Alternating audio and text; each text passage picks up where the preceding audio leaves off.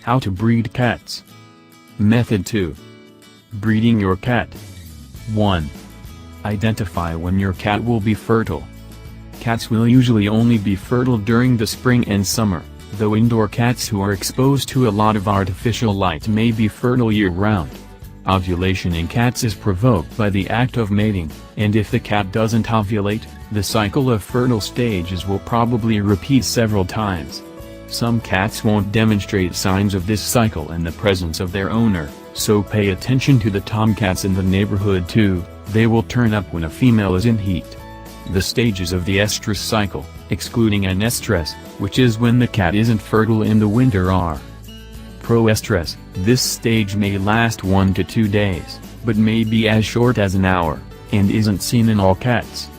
During this period, she may call to the tom, roll and rub on the ground, but won't allow the tom near her.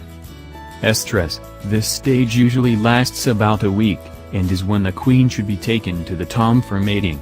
The primary sign of this period is her vocal call to the male with a specific type of yowl. This sound is generally a shortish, plaintive, hollow-sounding yowl that sounds almost like haruuk. Though it can vary between breeds, so be sure to check with a breeder who is familiar with your breed, and will be accompanied by the cat doing all she can to get to any toms in the area. Intrastress. If the cat did not ovulate, she will enter this period, which usually lasts about a week before estrus or estrus periods return. She will show no sign of reproductive activity during intraestrus. 2. Know what mating entails. The owner of the stud will usually take care of these arrangements, but knowing what to expect is a good idea. No reputable stud owner will hide any of his preparations from you, and you should check to make sure the owner knows what to do.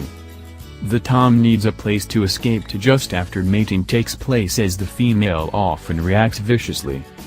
Be prepared to hear a blood-curdling shriek from the female. This is normal.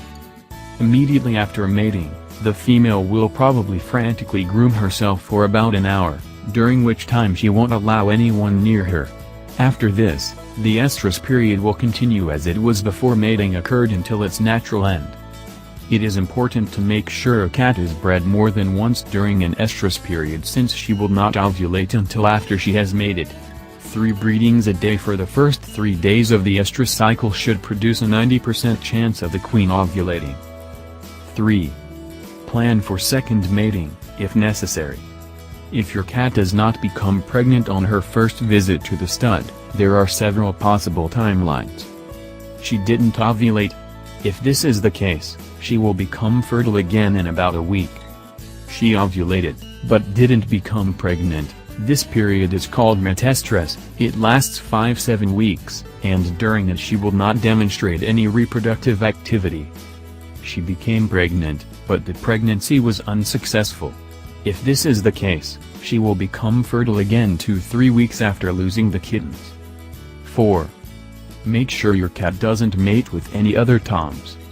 When your female cat is in heat, she will call to any male within earshot, and desperately try to get outside to mate with any tom who responds to her call, but it isn't a good idea to let her choose her own mate, because then you won't know anything about the kitten's father, and any potential illness or genetic problem he may pass down to them. Even after the queen has been bred by your chosen stud, as long as the estrus cycle lasts, she will try to continue mating, and any of these matings could produce any of the kittens she produces.